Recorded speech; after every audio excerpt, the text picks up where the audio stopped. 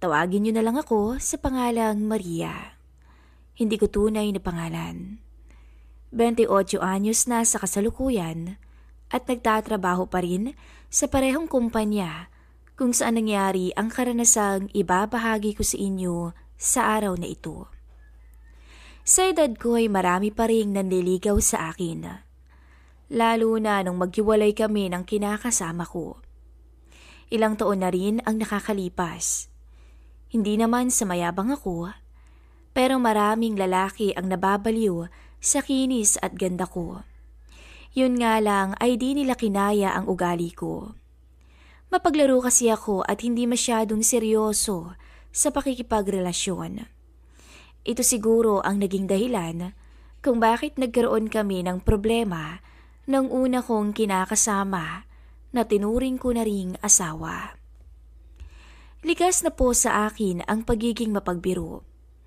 Yun din ang dahilan kung bakit mabilis akong na-promote sa trabaho. Dahil daw marunong akong makisama sa mga taong nakapalibot sa akin. Hindi kasi ito ang unang trabahong sinubukan ko, kung kaya naman nangako ako sa sarili kong oras na mapunta ako sa tama at mabuting kumpanya, ay magsisipag talaga ako ng sobra. Maria, ba't parang inspired kaya itong magtrabaho ngayong araw? Tanong ng isang kasama namin galing sales department habang nagmemeryenda kaming lahat sa cafeteria. Napangiti lamang ako sa mga to, sabay kuha ng tuna sandwich na nasa harapan ko. Secret, natatawa kong sagot. E di kapag sinabi ko sa inyo, mabubuking niyo ko. Wala nang challenge ang buhay opisina ko pag nagkataon. Nagtawanan silang lahat, hanggang sa may isa na namang nagtanong, siguro may crush ka dito sa opisina, no? Kaya ganyan na lang kaganda at kasexy ang mga sinusuot mo lately. Nagpapaganda ka, halatang halata eh. Ang totoo, hindi naman ako nagpapaganda sa kahit sino sa opisina. Pero mas pinili ko lang talagang magbago ng estilo ng pananamit dahil natutuwa ako sa tuwing may napapasulyap sa aking mga lalaki. Pero may isang tao sa opisina na alam kong lagi akong inaabangan at pinagmamasdan ng palihim.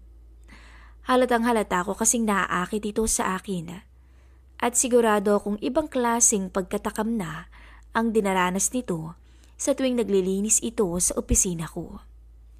Ako naman ay lukang-luka. Sinakyan ko na rin ang pagkakataon dahil maliban sa tipo ko rin talaga ang lalaking malayo ang edad sa akin, ay mukhang mabait naman si Manong John. Ako lang talaga itong mahilig maglaro ng apoy, kahit alam kong maaari ko itong ikapaso, oras na magkamali ako. At alam kong ang mga tao sa opisina ay napakababa ng tingin nila kay Manong. Maliban kasi sa trabaho nito, ay may edad na rin siya. Kaya naman halos ayaw nilang lumapit dito at iwas din silang kausapin ito, kung kaya naman bilang lang kaming pumapansin sa kanya. Pero may isang bagay na pumukaw sa atensyon ko. Ang matipuno niyang katawan sa kabila ng edad at lagi kong tinatanong sa isipan ko kung may maipagyayabang ba talaga siya pagdating sa kama. Kung tutuusin, kahit magsisingkwenta anyos na ang matanda at mukhang hindi na malinis tingnan, ay hindi ko magawang mandiri sa kanya. Sa halip, para akong nababaliw kapag iniisip na paano kung minsan ay patulan ko kaya siya. Yun bang karanasan lang ang ahabol ko at walang halong seryosohan? Minsan ay nagpang-abot kami ng matanda sa opisina nang kaming dalawa lang ang natira sa loob. Tula ka dyan, Manong. Gandang-ganda ka na naman ba sa akin? Sabi ko habang hinihintay na bumukas ang laptop sa lapag ng mesa ko. Wala kasing kaalam-alam ang mga kasamahan ko sa trabaho na sa tuwing naglilinis ng opisina si Manong Jan ay lumalabas din ang tinatagong ugali ng matanda. Oo, matamlay at talaga namang walang kibo ito sa tuwing naglilinis ng ibang sulok ng opisina dahil may mga lalaking lagi siyang pinagtitripan o lagi siyang inuutusan ng kung ano-ano.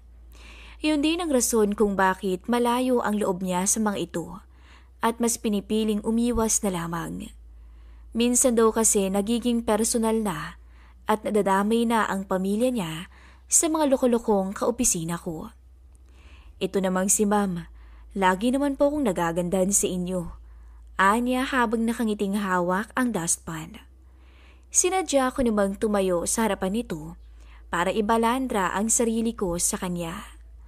Alam ko kasing litaw ang korte ng katawan ko sa suot kong uniform na pang-opisina dahil hapit ito at medyo maiksi ang palda nito. Naku ma'am, baka mamaya magtaka na naman ang asawa kong masayang-masaya ako pag uwi ng bahay dahil sa ginagawa niyong biro sa akin. Mahina akong napatawa at imbis na tantanan siya ay lalo akong lumapit sa kanya. Ilang beses ko bang sinabi sa inyong Maria na lang ang itawag mo sa akin? Pero matapos kong sabihin yun, ay tila napansin niya na sa zipper ng pantalon niya ako nakatingin. Pero hindi ko inaasahang ako pala ang kakabahan sa aming dalawa. Para akong nahimasmasan nang mapansing mukhang nagkatotoo yata ang biro ko lang sana sa kanya. Bigla akong kinabahan sa ngiti ng matanda nang mapansin niya akong tila may interes ako sa kanya. Makapagtrabaho na nga manong at baka mamaya tawagan na ako ni boss. Baka pati siya magalit sa akin. Nauutal kong sabi. Tsaka napailing na lamang. Dali-dali kong naglakad pabalik ng mesa. Palaging ganun ang sitwasyon namin ng matanda. Lalo na kapag kaming dalawa lang sa opisina. Pero kahit ganun, nanatili ang pagkakaibigan naming dalawa ng matandang janitor. Hanggang sa hindi nagtagal, ay mas naging close pa kami lalo. Manong, kanina ka pa walis ng walis sa office ko. Nakakadalawang balik ka na. Sabi ko sabay sulyap dito mula sa monitor ng aking laptop. Masyado po kasing maalikabok ngayon ma'am, hindi bagay sa tulad nyo. Ayaw mo nun? Dahil sa alikabok, makakasama mo ako ng matagal dito sa office. Mahina pa akong natawa habang inaabangan ang magiging reaksyon nito. Makahulugan itong umisi kung kaya naman napaiwas ako ng tingin. Ikaw manong ha? Baka mamaya mas turo ka kakatingin sa akin ng ganyan. Sabi ko habang nakaiwas ng tingin sa kanya. Okay lang ma-stroke ma'am. Basta't mabigyan ng pagkakataon kahit minsan lang. Anya tsaka natatawang tumingin sa akin. Tila nag-blush ang mukha ko sa pagkabigla sa narinig ko mula sa kanya. Alam ko ang ibig niyang sabihin at hindi ako pwedeng magkamali na humingi ito o humihingi ito ng isang pagkakataon sa akin. Bilang isang babae, hindi ko alam ang magiging reaksyon ko. Naroon yung kaisipan ko na baka pwede naman, dahil minsan lang naman, pero naroon din yung kaisipang baka mahuli pa kami at matanggal pa sa trabaho. Napaisip na lang ako bago nagsalita. O siya, magtrabaho ka na muna at baka mamaya, pagalitan ka ng asawa mo kung hindi masarap ang ulam ninyo manong. Masyado ka ng maraming alam eh. Biro ko pa dito sabay ngiti. Hawak ang walis at iba pang gamit panlinis. Nagtungo na ito papunta sa ibang opisina matapos niyang magpaalam sa akin. Halatang naghihintay pa ito ng magiging sagot ko. Pero nagkunwari na akong abala sa ginagawa kong trabaho. Kinabukasan, sinubukan kong hagilapin si Manong habang hindi pa nag-uumpisa ang trabaho ko. Ngunit may nakapagsabi sa aking bigla raw sumama ang pakiramdam nito, kaya hindi siya makakapasok ngayong araw. Hindi ko alam pero ganun na lamang ang lungkot na bumalot sa akin habang nag-iisip kung bakit biglang naging ganun ang mood ko. Iniisip ko na lang na baka dahil inisnab ko yung biro niya sa akin kahapon kaya sumama ang loob niya kaya bigla itong tinrangkaso kahit hindi naman uso. Akala ko isang araw lamang na hindi makakapagtrabaho si Manong dyan. Pero inabot ito ng 3 araw. Wala tuloy akong ibang ginawa ng mga panahon na yun kung hindi maboard at magseryoso sa trabaho. Hanggang isang umaga, habang hingal na akong pumasok sa opisina, dahil muntikan na akong malit, ay naabutan ko itong naglilinis sa loob. "Oh, Ma'am Maria, bakit parang sinabunutan ka yata ng 5 bakla?" Natatawa niyang sabi habang nakatingin sa akin. Mabilis ko namang sinarado ang pinto dahil imbes na matuwa sa joke niya, ay nakaramdam ako ng pagtatampo sa kanya. "Ikaw na nga tong nawala ng 3 araw, ganyan pang bungad mo sa akin. Grabe ka naman, Manong," sabi ko habang nakasimangot sa harapan nito. Muli naman siyang natawa habang nakatingin sa akin. "Biro lang naman eh. Ikaw pa rin naman, madam, ang pinakamagandang babae dito sa opisina, kahit magulang buhok mo at wala kang make-up." Hindi ako nakasagot agad hanggang sa muli siyang magsalita. "Pero, hindi mo ba ako na-miss, ma'am?" Para akong nakuryente mula sa tanong niyang yun, hanggang sa mapansin kong talagang naghihintay ito ng sagot mula sa akin. "Hindi ba dapat? Ikaw ang umamin na na-miss mo ako, tanda? Ito namang si Manong kunwari pa." Paglilihis ko ng usapan. Ayokong ako ang maging sentro ng biruan naming dalawa. Dahil sa kakaibang emosyon ko ng oras na iyon, baka mamaya kung ano pang masabi ko. "Siyempre, namiss kita, iha. Kanina pa nga ako naghihintay sa iyo eh." Namilog ang mga mata ko, sinabi niya. Lalo na nung mabagal itong naglakad papalapit sa kinaroroonan ko. Kaya halos magpigil ako ng hingal mula sa antisipasyon ng matanda. Gusto ko siyang awatin at huwag munang palapitin sa akin. Pero huli na ang lahat. Doon inamin nito kung gaano katagal na siyang umaasa na kahit minsan ay mapagbigyan ko ang hiling niya. At matagal na niya akong inaasam simula pa noon. Yun ang mga bagay na binulong niya sa akin. Para akong nawala sa sarili sa pag-amin niya.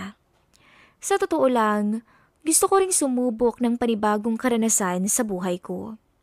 Andun ang pag-aalinlangan dahil sa layo ng edad namin at isa pa ay may pamilya siyang masasabi, hindi katulad ko na hanggang ngayon ay tila naglalaro pa rin.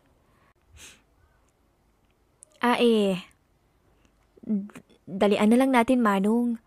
Dahil marami ka pang trabaho, di ba?"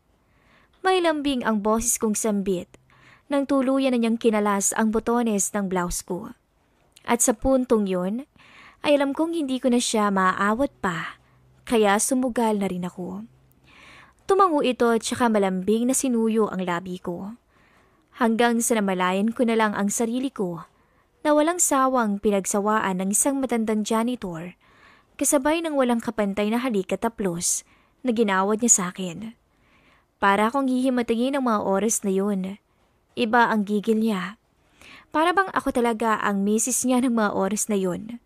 Pero nang tuluyang ibaba niyang kanyang pantalon, ay magkasamang gulat at ngiti ang naging reaksyon ko. Dahil mukhang mag-e-enjoy ako sa nakaw naming sandali. Sa puntong yun ay tuluyan kong binukas ang mga binti ko para sa kanya habang nakasandal lamang ako sa pader.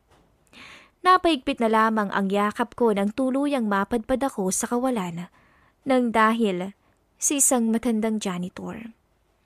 "Sisipagin yata ako sa trabaho nito, madam. Salamat po ah."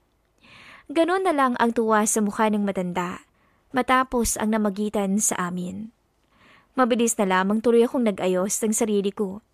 Doon ko napagtanto na hindi pala nakalakang pinto ng opisina. Mabuti na lamang talaga at hindi kami naabutan ng ibang empleyado dahil kung nagkataon ay parehas kaming mawawala ng hanap buhay. Lihim na lang din tuloy akong napangiti tsaka napailing sa kinauupuan ko. Hanggang ngayon, hindi pa rin ako makapaniwalang nagawa namin o nagawa kong pumatol sa isang matanda dahil lang sa mga biruan namin. Mabuti na lang at pareho naming napagkasunduan na bigyan ng limitasyon ang sarili namin. Tulad nito, ay wala rin naman akong balak na makasira ng pamilya. Tulad nito, ay wala rin naman akong balak na makasira ng pamilya. Kung kaya naman tama nang maging magkaibigan kaming dalawa at makontento na lamang sa mga biruan namin sa loob ng opisina ko. Hanggang dito na lamang po ang aking istorya At maraming salamat po sa mga nakinig.